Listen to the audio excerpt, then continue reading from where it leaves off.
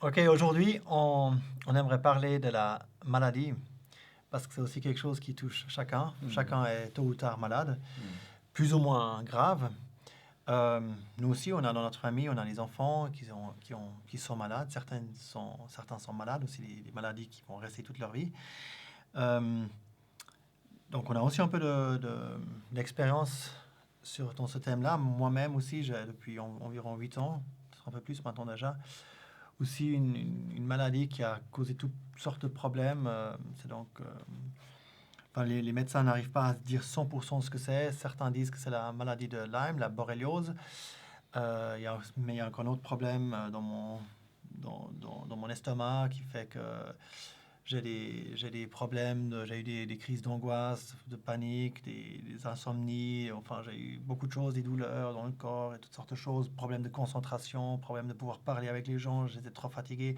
Enfin, j'ai vécu, je pense en tout cas 2 ans très très compliqués. Euh, donc voilà, on connaît aussi quelque chose de ça, on veut aussi vous témoigner de comment on a traversé ces maladies, comment on voit, quel est le regard d'un chrétien, comment il traverse ces maladies, est-ce que c'est la révolte, ou bien comment on accepte ces genres de choses. Voilà.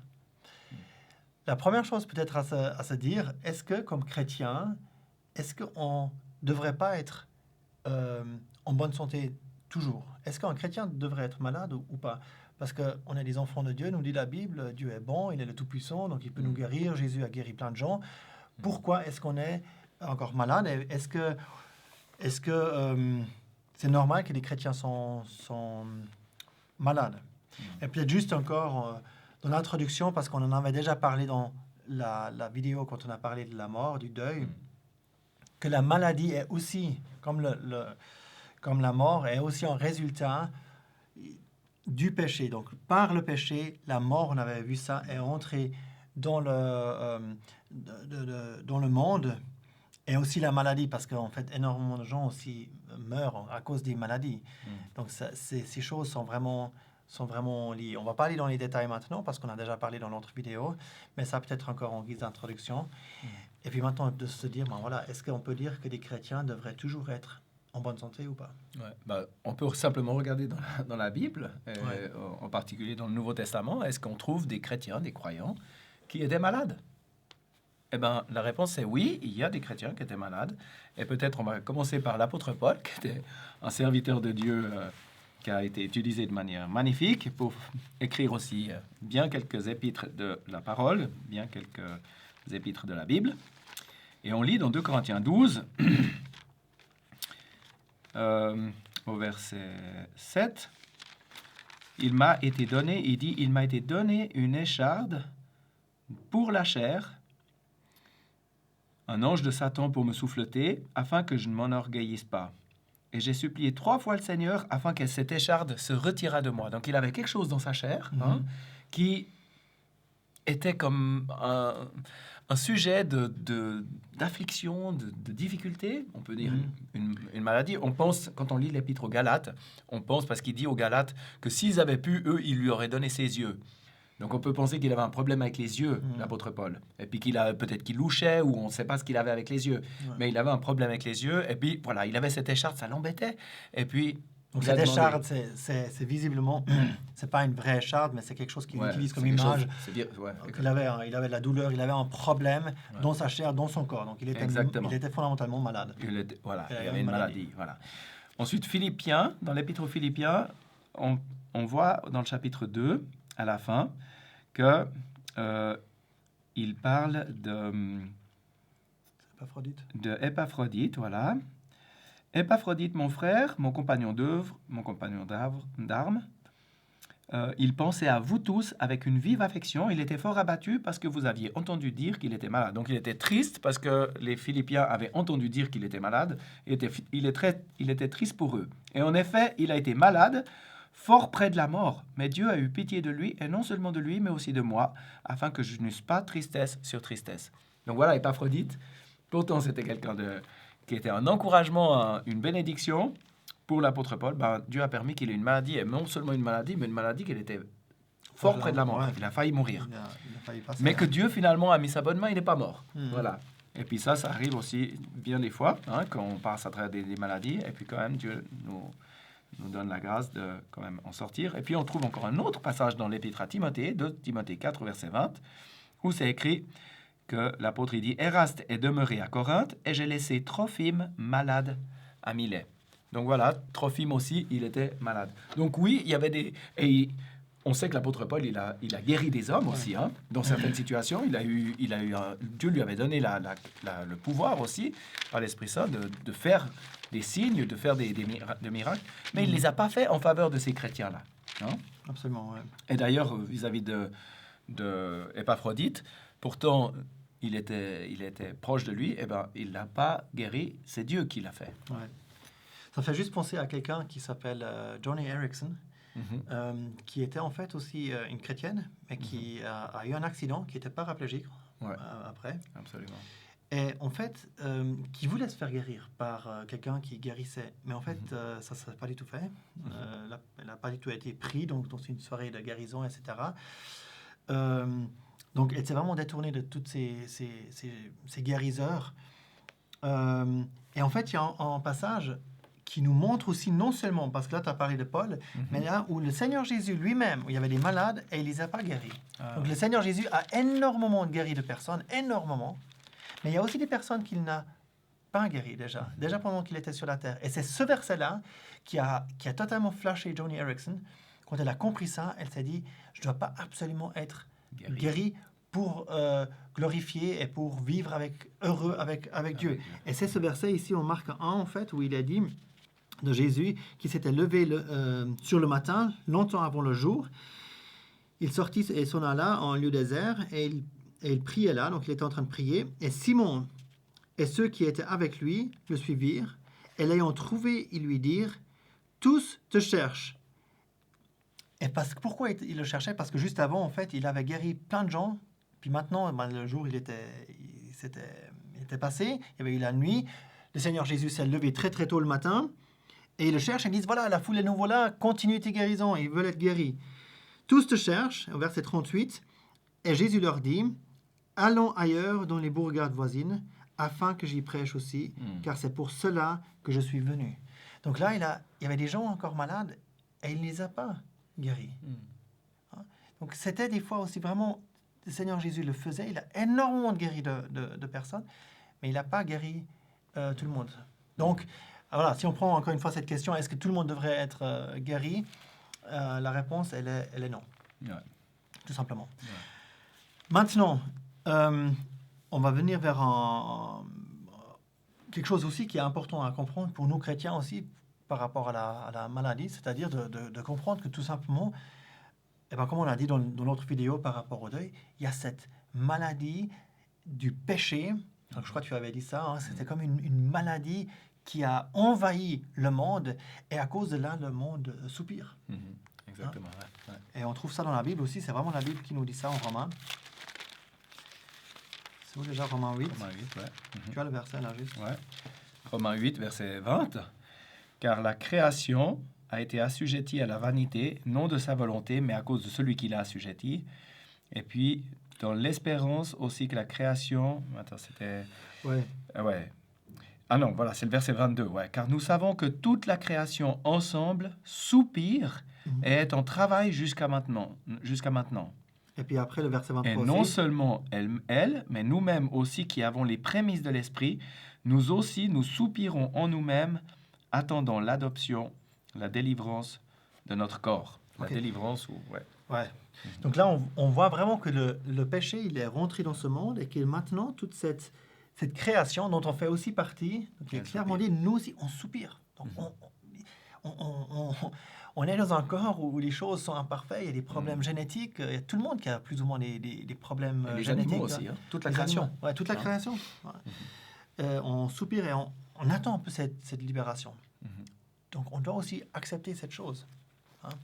On a tout simplement accepté qu'on fait partie de la création et qu'on soupire, et fondamentalement, c'est aussi à cause du péché. De nouveau, c'est pas parce que moi j'ai péché, donc je suis malade, c'est parce que la Bible, elle enseigne. En général, il y a des cas spécifiques que ça peut être le cas, peut-être juste le dire entre parenthèses, hein, ça, aussi pour les chrétiens, pas juste maintenant pour les...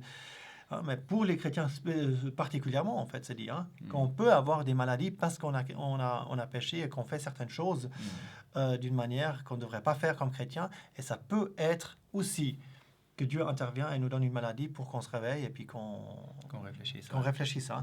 Mais ça, c'est un cas particulier, mais ça peut être le cas. Mais ce qu'on veut juste vraiment être très clair, que vous comprenez, c'est quand vous voyez que quelqu'un est malade, c'est pas que Dieu le juge maintenant parce qu'il a fait un péché, donc il est malade. Non. Ça, c'est d'une manière générale, c'est pas le... C'est toute la création qui souffre. De la même manière qu'un animal, tout à coup, il est malade et puis il va mourir. Et voilà, c'est toute la création qui souffre. Mais ce qui est... Et puis d'ailleurs, peut-être encore une chose, c'est que on vieillit aussi. Le vieillissement, c'est aussi lié à ça. Hein? Tout à fait. Mais ce qui est magnifique, c'est que comme chrétien, eh ben, on a une manière d'adresser et de vivre ces choses. Hein? Et on voit ça aussi, comme l'apôtre Paul, il le mentionne dans 2 Corinthiens 4 au verset 16. Il dit, là, c'est pourquoi nous ne nous lassons point, mais si même notre homme extérieur dépérit, il parle donc de notre chair, on peut dire, hein, de notre homme, il dépérit à cause de maladies, à cause du vieillissement et tout ça, même s'il dépérit, toutefois, l'homme intérieur est renouvelé de jour en jour. Ça veut dire que ben oui, on a des difficultés, on a des problèmes. Johnny, par exemple. Hein? Et puis c'est incroyable quand on s'intéresse aussi à Johnny Erickson, de voir cette maladie, toute cette épreuve d'être tétraplégique pendant toute sa vie. Mais elle rayonne. C'est l'homme intérieur qui est renouvelé. Et c'est exactement ça. Dieu veut, en fait, que à travers les épreuves, à travers les maladies, à travers ces souffrances, eh ben, on puisse rayonner la joie, le bonheur intérieur qu'on a de connaître le Seigneur et de vivre pour lui. Et d'utiliser les capacités qu'on a, même qui sont limitées peut-être à cause de la maladie, à cause de certaines choses, mais de les utiliser pour sa gloire. Et c'est ça qui est magnifique. C'est qu'on a on peut passer à travers ces difficultés avec cet objectif de glorifier Dieu dans notre vie. On dit souvent hein, ce mot... C'est ce genre de phrase typique un petit peu de ce monde qui dit si tu as la santé, tu as tout. C'est le plus important. Si tu as la santé, c'est le plus important. Non. C'est pas si tu as la santé qui est le plus important. Le plus important, c'est que Dieu soit glorifié. Et peut-être une maladie va t'aider, va te donner la possibilité de glorifier Dieu beaucoup plus à travers cette maladie. Et ça, c'est quelque chose qui est... ça, c'est vraiment... Le gros message, je crois, de cette vidéo, de comprendre ça, que nous, comme chrétiens, normalement, ce qu'on recherche, c'est pas juste notre bien. C'est pas juste que moi, je me sens bien, que moi, je suis en bonne santé. Nous, on devrait, certainement, on le fait pas toujours, hein, mais ce qu'on aime fondamentalement et ce qu'on veut, c'est glorifier Dieu. Parce qu'on réalise que Dieu est tout pour nous, que Dieu nous a tout donné. Si on a quelque chose, c'est à cause de lui. Si on vit aujourd'hui, c'est à cause de lui. C'est qui fait battre ton cœur? Tu peux diriger plein de choses. Tu peux décider de lever ta main, tu peux fermer les yeux, les rouvrir. Ok, mais ton cœur, tu le diriges pas. Tu peux pas dire à ton cœur, arrête-toi. C'est qui te fait battre, qui fait battre ton cœur? Pose une fois cette question à un médecin. Moi, je l'ai fait une fois. C'est très intéressant la réponse. Elle pouvait pas vraiment me répondre. Elle m'a dit oui, on sait plus ou moins, mais vraiment, honnêtement, elle m'a vraiment dit. Elle m'a dit texto, je pourrais vous donner une réponse maintenant stupide, mais la réalité, c'est que on ne sait pas vraiment comment ça se met vraiment en marche, toutes les choses chimiques et comment ça commence. Donc ça marche. Pour que ça batte. On sait qu'est-ce qui se passe. On peut observer, on réalise, tout d'un coup, il y a des choses qui se mettent en place, je crois, les substances chimiques et je ne sais pas quoi. Tout d'un coup, ça commence à battre. Mais pourquoi et comment? Pourquoi ça... C'est étonnant. Et donc, on réalise que ce Créateur qui nous donne la vie, etc., on aimerait le glorifier. On aimerait peut-être juste dire qu'est-ce que ça veut vraiment dire glorifier, parce qu'on utilise un peu ce mot. Je ne sais pas si c'est clair pour tout le monde. Hein, c'est de le rendre grand, c'est ce que j'aurais manifester ce qu'il est vraiment. Voilà. De faire sortir ce qu'il est. Et en fait, chez Dieu, si on faisait sortir tout ce qui est chez nous, on devrait faire sortir certaines choses qui ne sont pas tellement bien. Mais si on aimerait faire sortir ce qui est Dieu, c'est que beau, c'est que génial, c'est que parfait en fait. C'est vraiment de faire grand ces choses. D'ailleurs, Paul en Philippiens aussi, il avait cette envie, il disait de magnifier, de faire grand Dieu. Et ça, c'est notre désir en fait. Et dans cette maladie, Quand j'ai aussi eu des enfants malades, aussi des malades voilà, qui allaient rester, qui ne sont pas toujours simples à vivre pour nous, et ben, je me suis aussi dit, et ben, si Dieu est glorifié à travers ça, magnifique. Magnifique. Ouais, Ouais. exactement. Et ce qui est incroyable, c'est que si on reprend 2 Corinthiens 12, hein, où on avait lu avant avec l'écharde, avec Paul qui avait cette écharde, Ouais. qui a supplié le Seigneur d'être débarrassé de cette écharde, ben, en fait, la réponse du Seigneur à Paul par rapport à cette écharde, elle est magnifique. Et elle montre en fait comment le Seigneur est... Et combien ses pensées, ils sont complètement au-delà de nos pensées, et combien la manière dont l'homme fonctionne est complètement différente de comment Dieu fonctionne.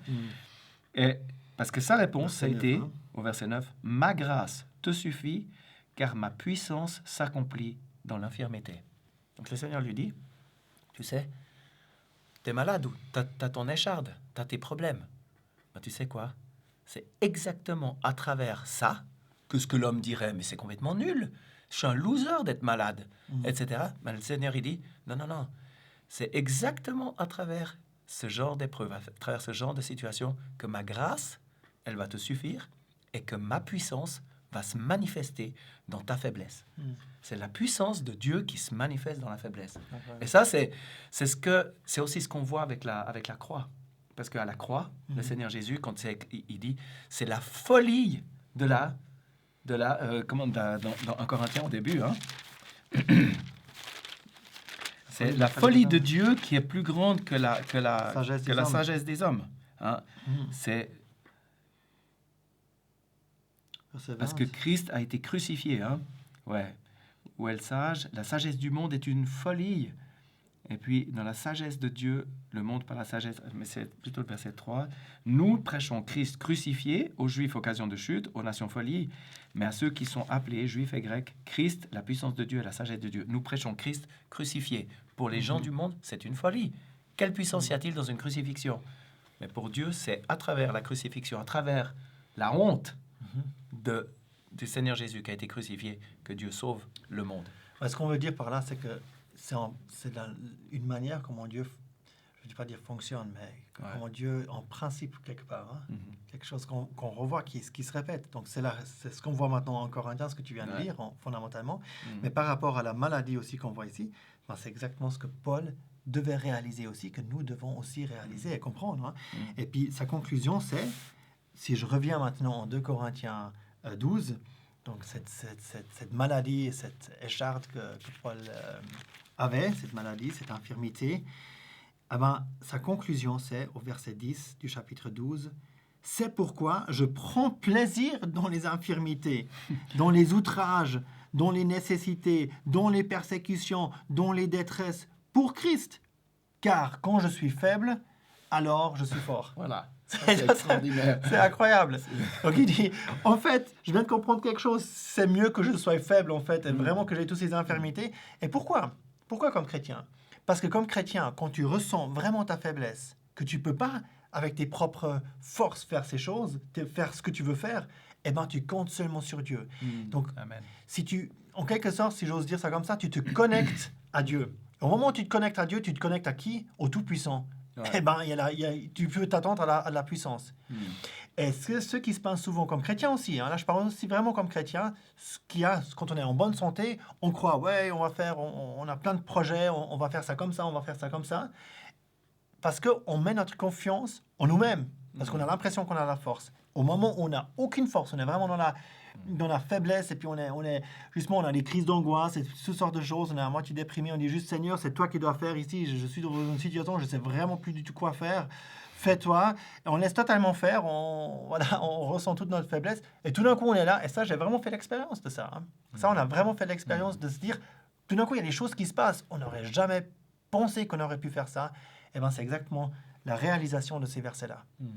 De se dire, eh ben, c'est Dieu qui agit. À toutes sortes de niveaux. Ça peut être au niveau de l'église, dans votre église où vous êtes, dans un service que vous faites, dans l'évangélisation. Là, je parle vraiment plus aux chrétiens maintenant. Mais je l'ai aussi vécu dans le travail. Quand on n'a pas la force de travailler, moi, je suis indépendant, donc je suis à mon compte. Donc, quand moi, je travaille, il n'y a plus rien qui se passe, a priori. Mais justement, si on peut pas, si on laisse vraiment faire Dieu, ben Dieu, il fait des choses. Et tout d'un coup, il y a des clients qui viennent qu'on n'arrivait jamais à peut-être à atteindre. Tout d'un coup, ben, c'est lui qui fait. Excellent. Ouais. Magnifique. Et ce genre de choses, et puis, mais aussi dans d'autres domaines. Hein. Mm. Et donc, on a un rapport par rapport à la maladie comme chrétien, comme croyant chrétien, totalement différent, je dirais, que des gens qui ne croient pas en Dieu. Hein. Parce que pour Absolument. nous, c'est pas la priorité, c'est pas que juste que je sois en bonne santé, mais ma Mm. priorité, ça devrait être toujours ma priorité de se dire, eh ben, Dieu soit glorifié. Mm. L'illusion que le diable il Mm. veut donner à tous les gens, c'est que si tu vas bien, ta santé va bien, tes relations vont bien et tout va bien, ça sera super. C'est faux. C'est faux. En fait, c'est faux. C'est une illusion parce qu'on est dans ce monde qui est caractérisé par le péché. Et dans ce monde-là, en fait, il y a l'épreuve. Et d'ailleurs, la réalité, c'est que tu auras l'épreuve. Donc finalement, tu vas toujours être en train d'essayer d'améliorer les trucs pour atteindre ton objectif illusoire. Hein, alors qu'en fait, Dieu, il veut t'amener dans sa communion, dans sa relation, et que tu passes à travers les épreuves de ce monde, à travers les épreuves de ta vie, les maladies et les problèmes, que tu passes ces épreuves avec lui. Et puis c'est à ça qu'on aimerait t'inviter. Ouais. Hein, toi qui connais peut-être pas Jésus, qui connais pas le Seigneur, qui essaye d'avoir une vie cool, et puis tu as de la peine, et puis tu sais pas pourquoi, ben, on aimerait t'inviter. Viens au Seigneur. Mm. Tu as besoin de venir au Seigneur, et puis d'aller, ensuite tu pourras vivre une vie qui continuera d'avoir des épreuves, des difficultés, des problèmes, des maladies, mais tu les vivras avec le Seigneur. Ouais. Et il se glorifiera à travers tes maladies. C'est ça son but. C'est qu'il soit glorifié à travers nos problèmes, à travers nos difficultés, qu'on puisse manifester sa gloire en réagissant d'une manière qui soit magnifique, inattendue. Ouais, exactement. Et peut-être encore pour finir, hein, on dit pas que c'est de nouveau, on dit pas que c'est facile. Moi, je devais juste penser à quelque chose. Hein. Quand on habitait, j'avais un temps, on a habité avec ma famie chez Luc parce qu'on n'avait plus de maison. J'étais un SDF. Ah ben non, t'habitais chez moi. Mais c'était une période pas facile du tout parce que voilà, on devait trouver une maison. C'était voilà. Et puis on avait une certaine, ouais, on avait la conviction que le Seigneur voulait nous donner une certaine maison. Donc on devait attendre. Mais je me rappelle aussi que c'était difficile parce que dans ce temps-là aussi, j'allais aussi dans ma maladie, etc. Que j'ai dit au début, j'allais pas très fort. J'avais vraiment aussi des problèmes de crise d'angoisse et de ces genres de choses. Hein. Et je me rappelle aussi que des fois, c'était très, très dur. J'ai fini, une fois dans la cuisine, justement, du petit appartement où on était, j'ai fini vraiment à genoux devant le Seigneur, juste en train de supplier que ça arrête. C'était tellement, tellement fort. Je me disais, mais maintenant, je vais finir à l'hôpital, quoi. J'en peux plus, quoi. Et c'est pas quelque chose que je désire forcément d'avoir encore beaucoup. Hein. Mais voilà, le Seigneur a choisi ces moments, a voulu que je passe par là aussi. Et puis, je dis ça parce que, bien sûr, comme chrétien aussi, et on a cette espérance, et puis cela est donné, d'être libéré aussi un jour de tout ça. Donc, on subit ces choses. C'est pas drôle pour nous non plus. On ne veut pas faire les gros héros ici quand on arrive tout à... Quand ça arrive, c'est dur. Ça peut être très, très dur. On pleure aussi. Et puis, mais, de nouveau, on l'a avec notre regard là-dessus. On dit, peut-être, je dois passer par là pour apprendre des choses, pour glorifier Dieu. Je sais aussi, ça on a dit aussi dans notre vidéo, il a tout son contrôle, il sait, il me voit là, il sait exactement ce qui se passe actuellement avec moi, et ça me donne la paix. Ça calme les choses, et donc du coup, on peut supporter ces choses, et on peut aussi se réjouir qu'un jour, justement cette délivrance qu'on a lue avant en Romains, elle va venir lorsqu'on va être avec lui, lorsqu'il n'y aura plus de deuil, plus de cris, plus de larmes, et toutes ces choses vont disparaître. Et on sera avec lui dans la félicité. Ça va être génial, magnifique. On aimerait tellement que ce soit aussi ton cas. Viens à lui, quoi. Fais confiance à Dieu, fais confiance au Seigneur Jésus. C'est une vie magnifique. C'est pas toujours tout simple pour nous chrétiens non plus. On passe par la mort, on passe par les maladies, mais on peut avoir une vraie paix intérieure. Et à travers tout ça, on compte aussi les bienfaits de Dieu. Parce qu'il n'y a pas que des petits problèmes qui sont à gauche, à droite, et les maladies et tout ça. Mais on apprend aussi à voir tout ce que Dieu fait. Et puis que toute la grâce de Dieu aussi dans tout plein de situations. Et puis on apprend à ne pas focaliser uniquement sur le problème. Parce que Dieu, il donne tellement plus. Oui, exactement. Ouais. Cette image, des fois, quand peut-être vous avez déjà entendu, hein, On met une page blanche, puis on met un tout petit point noir sur cette page, puis on demande aux gens, vous voyez quoi? Beaucoup de gens vont dire, je vois le point noir. Ouais. Et puis, ça c'est aussi hyper important de se dire, mais regardez une fois là, il y a tellement de blanc aussi. Il n'y a pas juste le... Alors peut-être il y a plusieurs points noirs, plus ou moins dans certaines vies, hein, qu'il y a plusieurs maladies, mais il y a tellement de choses aussi. On peut dire merci. On peut dire merci qui sont géniales. En Suisse, ici, on ne vit pas dans la guerre. Actuellement, il y a des pays qui vivent dans la guerre, on n'est pas dans la nécessité, on a à manger, on a plein de choses qui sont géniales. On a des amis, j'ai un super beau-frère. On a plein de choses qui sont vraiment géniales. Donc, de voir aussi tout ce qu'on a. Et puis, nous, comme chrétiens, on est vraiment reconnaissants parce qu'on sait que c'est une bénédiction, c'est quelque chose que Dieu nous donne pour notre bien aussi. Parce qu'il nous aime. Ouais. Excellent. Est-ce qu'il y a quelque chose à rajouter? Certainement, mais pour nous, je crois que c'est un peu tout ce qu'on peut dire aujourd'hui, je crois. Pour aujourd'hui, ça sera suffisant, probablement. Voilà. Ok. Alors, on vous dit à la prochaine vidéo. Et à bientôt. À bientôt.